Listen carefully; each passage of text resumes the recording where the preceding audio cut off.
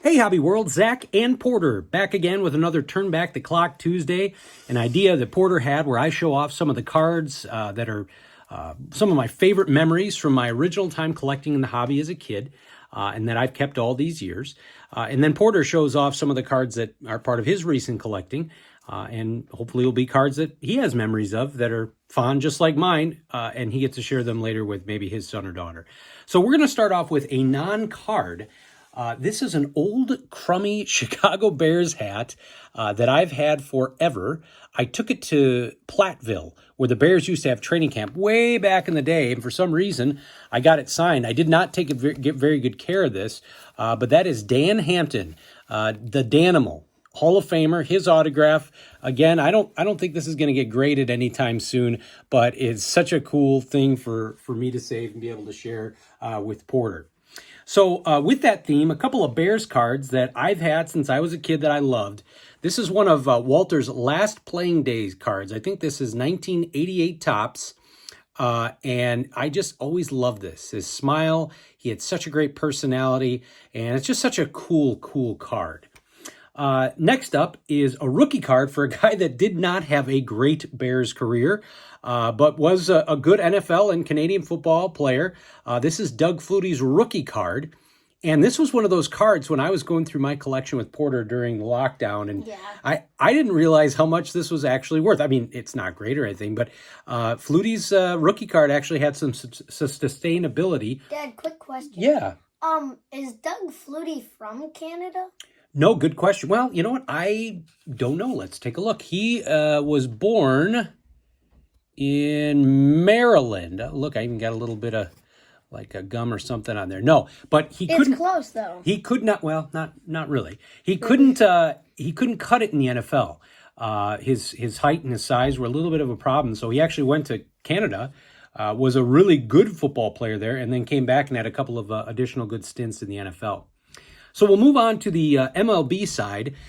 This is a Barry Bonds 1987 Leaf. Now, I've had this forever, and I did hear someone say the other day that those O-Pee-Chee and Leaf cards from the junk wax era, or I like to call the best wax era, actually have some staying power because they weren't as collected as much as the traditional Donruss or Topps. So I've had that one for a long time.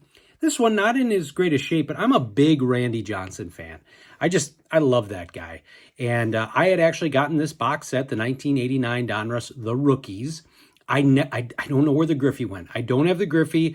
I've got this one. I've got the Sosa. I think Omar Vizquel was in there, Edgar Martinez. But Randy Johnson in an Expos uniform is just dynamite to me. Maybe you traded the Griffey and you don't remember. I probably did. And the last two are TTMs. So I mentioned this in a previous video. I would send out cards to players that I thought I would have a high rate of getting the cards back. Tony Bennett was one of them. His dad was the coach, Dick Bennett at Madison. When I was a varsity basketball player in high school, we went to go see a Dick Bennett practice. And we used to do a Tony Bennett workout before every practice. It was a ball handling skill workout.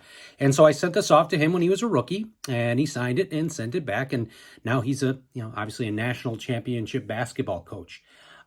Similar to the last time I showed off TTMs, one was of a guy that wasn't a great player, but then the second one was Ronnie Lott. This one, same way.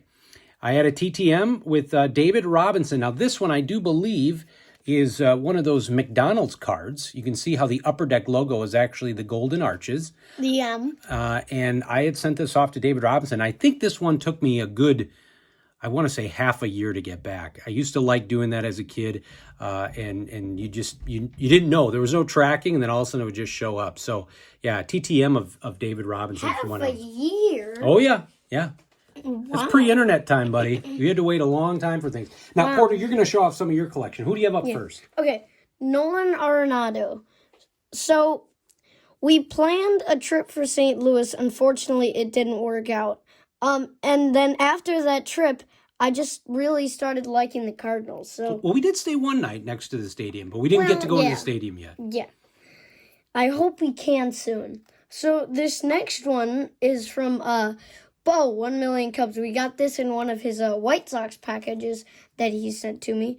Gordon Beckham I think this is 2013 game used memorabilia jersey card.